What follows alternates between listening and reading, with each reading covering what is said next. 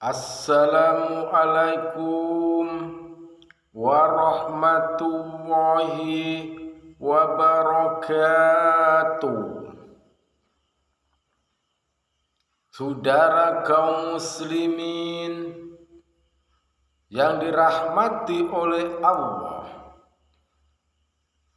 kita sebagai umat Islam, sebagai umat mutaakhirin ini telah diwajibkan oleh Allah masuk Islam secara kafah. Secara kafah dalam arti masuk Islam dan juga memahami keseluruhannya, dan juga diwajibkan mengarungi ilmunya supaya kita bisa benar cara mengamalkan sesuatu amalan agama. Karena yang namanya amalan agama, kalau kita tidaklah mengerti tentang ilmunya, tentu kita tidaklah akan bisa mengamalkan sesuatu amalan itu dengan benar. Dan juga tentu amal ibadah kita tidaklah akan bisa diterima karena tidaklah ada ilmunya. Apalagi seperti ilmu tentang sholat. Kalau kita tidaklah mengerti ilmunya, tentu kita tidaklah bisa menjalankan sholat dengan benar. Padahal Allah telah berfirman dalam Al-Quran, qad aflahal mu'minuna allazina hum fi sholatihim khashi'un. Beruntunglah orang-orang beriman yang khusyuk dalam sholatnya.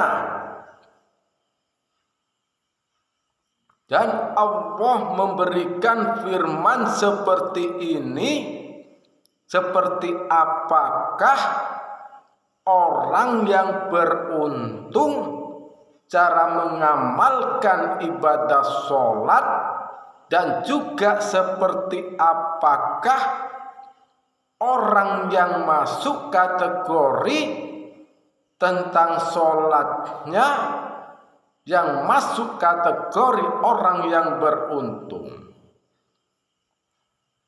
Maka dari itu, setelah Allah menurunkan ayat ini, bahwa Rasulullah juga bersabda dan juga menegaskan ilmu tentang sholat. Usolli kama ra'aitumu usolli, sholatlah kalian seperti melihat aku sholat. Lalu beliau berkata lagi, dan sholatlah kalian secara khusyuk seolah-olah akan mati sesaat atau besok. Maka dari itu, kalau kita tidaklah bisa melakukan sholat dengan khusyuk, tentu kita tidaklah akan bisa mendapatkan keberuntungan seperti yang difirmankan oleh Allah.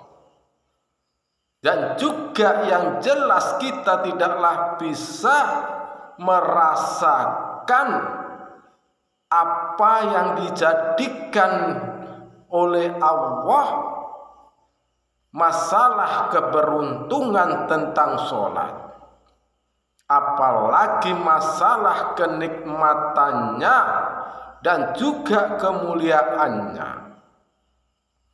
Karena orang yang sholat, kalau kita tidaklah bisa memahami dengan ilmunya, tentu sholat kita tidaklah akan bisa benar, dan juga tentu sholat kita tidaklah akan mendapatkan keberuntungan. Maka dari itu, setelah Allah menurunkan ayat ini, bahwa Rasulullah selalu menegaskan tentang ibadah sholat. Di saat Rasulullah masih hidup, ada seorang sahabat yang telah melakukan sholat, lalu beliau mengetahui bahwa sholatnya itu tidaklah benar. Lalu Rasulullah telah menggugurkannya. Mereka disuruh mengambil air wudhu, lalu disuruh sholat lagi. Setelah itu mereka takbir, lalu membaca Fatihah dan juga membaca surat. Lalu dilihat rukuknya, sujudnya, karena tidak masuk kategori orang yang khusyuk. Lalu Rasulullah menggugurkan lagi, disuruh mengambil air wudhu lagi sampai 3 kali, lalu disuruh sholat lagi. Setelah itu tetap tidaklah bisa menjalankan sholat dengan benar. Lalu Rasulullah menyuruh belajar memahami ilmu tentang sholat, supaya mereka masuk kategori orang yang beruntung, dan supaya tidak menjadi orang yang rugi cara menjalankan ibadah sholat. Dan juga ada sahabat lainnya, mereka telah tidur di dalam masjid. Lalu ada juga sahabat yang lain telah menjalankan sholat. Lalu Rasulullah datanglah, bahwa Rasulullah melihat ada iblis yang akan mengganggu orang sholat.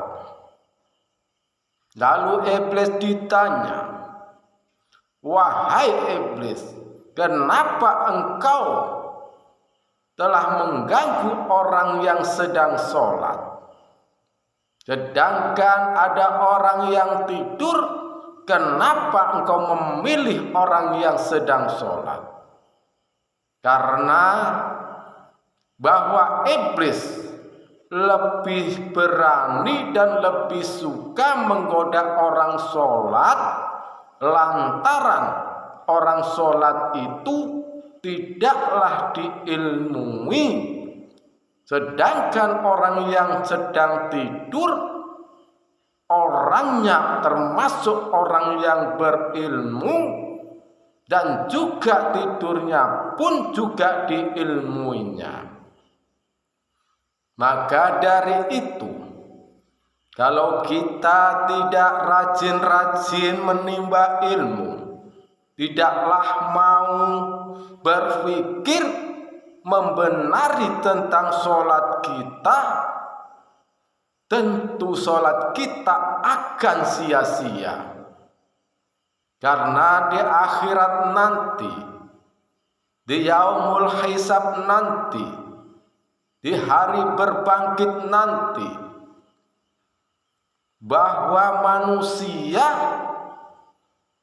yang paling utama ditanyakan oleh Allah dan juga di hadapan Rasulullah di padang mahsyar nanti, amalan apakah yang akan dipertanyakan? Bahwa amalan yang pertama adalah amalan sholat, dan juga orang seperti apakah yang akan diakui Rasulullah, bahwa yang akan diakuinya dan juga akan diakui Allah, orang yang sholatnya masuk kategori seperti yang difirmankan oleh Allah, dan juga orang yang sholatnya sesuai dengan sholatnya Rasulullah. Maka dari itu, jangan sampai kita terlambat cara membenarkan sholat kita. Karena kalau kita terlambat, andai kata ajal kita mendahului kita, seperti apakah kita kalau kita menjadi orang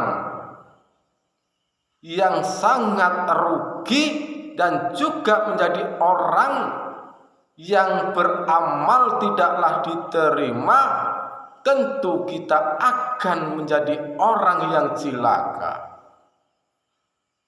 Karena di saat zaman Rasulullah masih hidup, bahwa beliau bersabda, ada orang hidup dalam 60 tahun, beliau tidaklah pernah meninggalkan sholat, tetapi mereka, kata Rasulullah, masuk neraka.